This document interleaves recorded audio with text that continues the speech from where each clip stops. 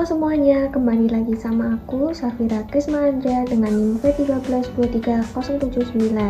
Kali ini kita akan membahas materi tentang Direct Marketing Practice, salah satu mata kuliah di Manajemen Pemasaran di semester 4. Oke, lanjut aja kita bahas bersama-sama.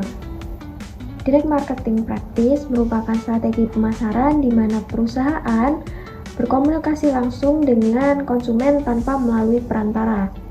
Tujuan utamanya adalah untuk mendapatkan respon langsung seperti pembelian, pendaftaran, atau permintaan informasi.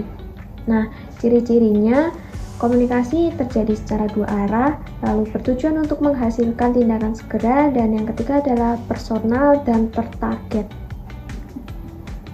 Nah, ada media dan beberapa saluran yang digunakan di Direct Marketing Practice. Yang pertama adalah email marketing. Nah, ini contohnya seperti mengirimkan pesan email langsung seperti promosi atau newsletter langsung ke email pelanggan. Lalu yang kedua ada direct mail atau pengiriman surat, brosur, katalog secara fisik ke alamat rumah di pelanggan. Lalu ada telemarketing atau pemasaran yang melalui telepon, baik berupa panggilan penawaran maupun survei. Lalu ada SMS marketing, di mana pengiriman pesan singkat, promosi langsung ke nomor HP konsumen. Lalu ada media sosial dan iklan digital seperti Facebook Ads atau Instagram Ads untuk menyampaikan pesan langsung ke konsumen. Lalu ada juga chat marketing, ini menggunakan WhatsApp atau Telegram dengan mengirimkan pesan chat langsung ke konsumen. Lalu yang ketiga ada perencanaan kampanye direct marketing. Nah, agar efektif, direct marketing perlu perencanaan yang matang. Yang pertama ada segmentasi pasar. Nah, segmentasi pasar ini seperti membagi audiens berdasarkan demografi, perilaku, dan juga preferensi. Lalu ada juga targeting, di mana cara ini memilih segmen mana yang ingin dicapai. Lalu yang ketiga ada value proposition atau penawaran manfaat dan solusi yang relevan yang dapat menarik bagi target. Lalu ada call to action, seperti ajakan bertindak yang jelas, misalnya beli sekarang atau daftar gratis. Lalu ada pembuatan materi promosi. Nah, materi promosi itu harus menarik dan persuasif supaya dapat menarik konsumen. Nah, ada beberapa cara. Yang pertama ada copywriting atau bahasa itu harus jelas, menarik, dan fokus pada minat konsumen. Lalu ada desain visual, nah harus mendukung pesan yang disampaikan dan mudah dipahami. Lalu ketiga ada personalisasi atau menggunakan nama penerima, sesuaikan pesan dengan kebutuhannya. Lalu ada database, marketing, dan manajemen data. Data pelanggan adalah aset penting dalam direct marketing. Nah, maka dari itu ada beberapa cara seperti pengumpulan data, nah melalui formulir, interaksi, atau pembelian sebelumnya. Lalu ada CRM atau Customer Relationship Management, nah di mana sistem ini membantu mengelola interaksi dengan pelanggan. Lalu ada kepatuhan regulasi seperti menjaga privasi dan mengikuti peraturan GDPR atau UU ITE.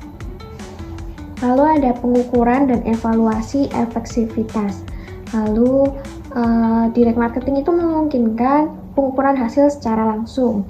Yang pertama seperti response rate atau persentase orang yang akan merespon kampanye. Lalu ada conversion rate atau jumlah respon yang berujung pada tindakan nyata seperti pembelian. Lalu ada juga ROI atau return of investment, adalah menghitung apakah kampanye menghasilkan keuntungan. Dan ada juga A/B testing, menguji dua versi materi untuk melihat mana yang lebih efektif. Lalu etika dalam direct marketing, kita harus menjaga kepercayaan konsumen itu karena hal itu merupakan hal yang sangat penting. Nah, Bagaimana caranya? Seperti opt-in permission based marketing, hanya mengirimkan pesan ke orang yang memberikan izin. Lalu ada juga privacy data, jangan menyalahgunakan atau menjual data pelanggan. Lalu ada juga hindari spam, jangan terlalu sering mengirimkan pesan langsung ke pelanggan. Nah, lalu yang berikutnya ada teknologi pendukung. Nah, teknologi dapat membuat direct marketing itu lebih efisien, seperti marketing automation atau alat seperti Mailchimp, HubSpot untuk otomatisasi email dan juga kampanye. Lalu ada juga tracking dan analytics tools atau untuk memantau performa kampanye secara real time.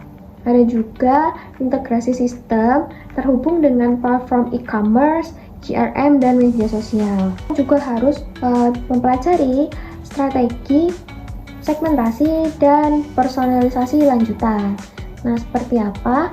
Nah, setelah memahami segmentasi dasar, kita harus bisa mempelajari yaitu micro segmentation, yaitu membagi audiens ke dalam kelompok-kelompok kecil berdasarkan data perilaku seperti kebiasaan belanja, lokasi geografis, atau minat khusus. Nah, personalisasi tingkat lanjut menggunakan data pelanggan untuk menyesuaikan isi pesan, misalnya rekomendasi produk otomatis berdasarkan historisasi pelanggan. Nah, yang kedua ada copywriting lebih lanjut. Nah, copywriting adalah kunci utama dalam direct marketing.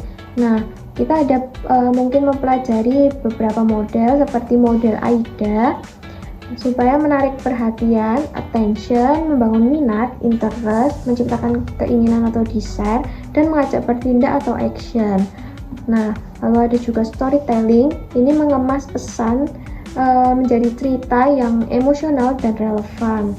Lalu ada psikologi pemasaran seperti menggunakan prinsip seperti urgency, hanya tersedia hari ini, dan bukti sosial seperti dipercaya oleh 1000 pelanggan. Lalu yang ketiga ada marketing automation and tools, di mana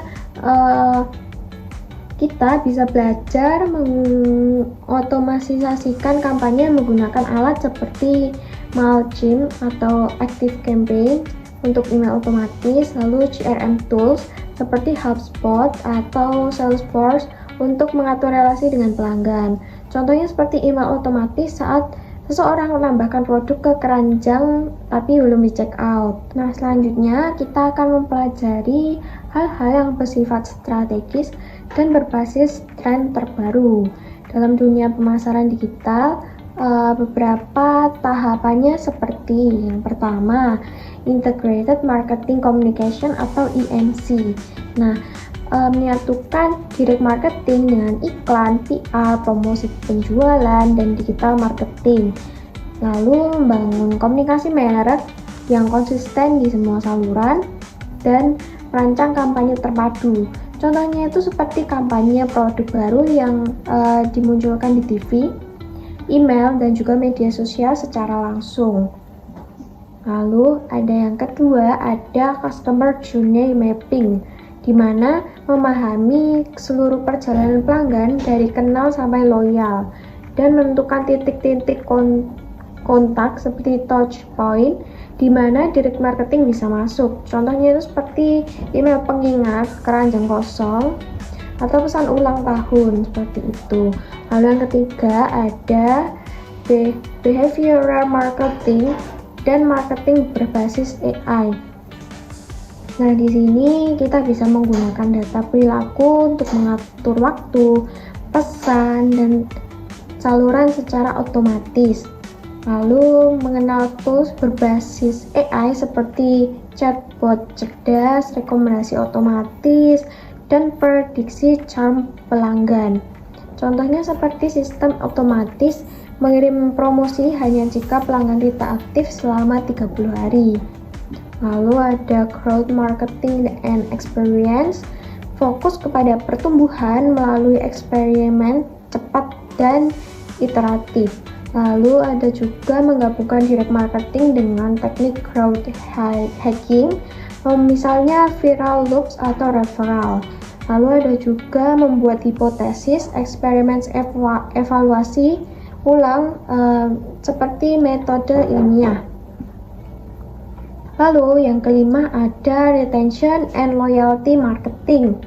Strategi ini mempertahankan pelanggan jangka panjang. Nah, membangun program loyalitas berdasarkan data, lalu segmentasi pelanggan berdasarkan nilai jangka panjang seperti Consumer Lifetime Value atau CLV.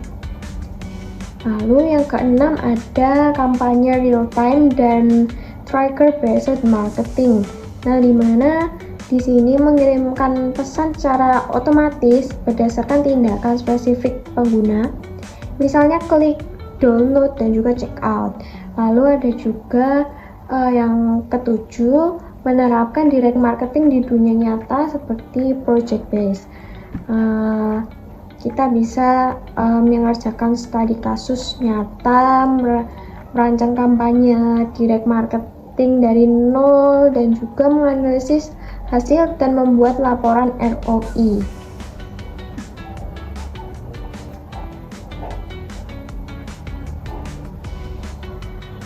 Nah, setelah mempelajari materi lanjutan, kita bisa mempelajari tentang inovasi, tren global, dan juga pemanfaatan teknologi canggih dalam pemasaran. Nah, yang pertama ada omnichannel experience and customer experience design. Nah, di sini kita dapat membangun pelanggan yang mulus di semua saluran seperti web, email, toko fisik, dan aplikasi. Nah, di sini kita perlu merancang perjalanan pelanggan atau customer journey yang berfokus pada kepuasan dan kenyamanan. Lalu, tools yang dapat kita pakai seperti UX research, heat map tools, dan juga feedback loops. Nah, lalu yang kedua ada data driven marketing dan machine learning, di mana di sini kita memanfaatkan algoritma untuk segmentasi otomatis, prediksi melalui perilaku pelanggan, dan rekomendasi produk.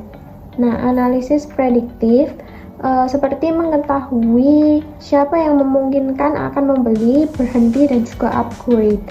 Nah, toolsnya bisa seperti Google Analytics, terus Tableau, BigQuery, atau Python untuk analisis. Lalu yang ketiga ada Customer Relationship Management atau CRM strategi. Nah, penerapan CRM bukan hanya sebagai alat, tapi juga sebagai strategi jangka panjang. Membangun loyalitas, perancang siklus hubungan pelanggan dari akuisisi, aktivasi, retensi, hingga advokasi. Strategi berbasis CLV dan NPS. Lalu yang keempat ada marketing attribution atau ROI modeling, di mana di sini mengukur kontribusi tiap saluran email, sosial media, dan direct marketing terhadap penjualan. Nah, mode atribusi first click, last click, linear, dan time decay. Menyusun dashboard performa dan perencanaan pelanggan berdasarkan data. Lalu yang kelima ada etika digital dan customer consent management. Nah, di sini kita mengelola izin pelanggan secara transparan dan etis, menerapkan sistem opt-in, opt-out yang patuh hukum, memahami dan mengimplementasi kebijakan privasi global. Lalu yang keenam ada tren masa depan atau direct marketing. Nah, pemanfaatan augmented reality atau AR dalam promosi langsung atau voice marketing, integrasi pemasaran melalui asistensi suara, atau hyper personalization dengan AI real time seperti yang dilakukan Netflix atau Spotify. Lalu yang ketujuh, ada pembuatan strategi jangka panjang dan perencanaan bisnis. Hal ini dapat dilakukan seperti membuat rencana pemasaran direct marketing tahunan, menyusun KPI berdasarkan tujuan bisnis dan pemasaran, dan integrasi strategi pemasaran dengan strategi bisnis perusahaan. Baik, sekian untuk penjelasan di video kali ini. Jangan lupa like, komen, dan juga subscribe. Dan tunggu untuk video selanjutnya. See you.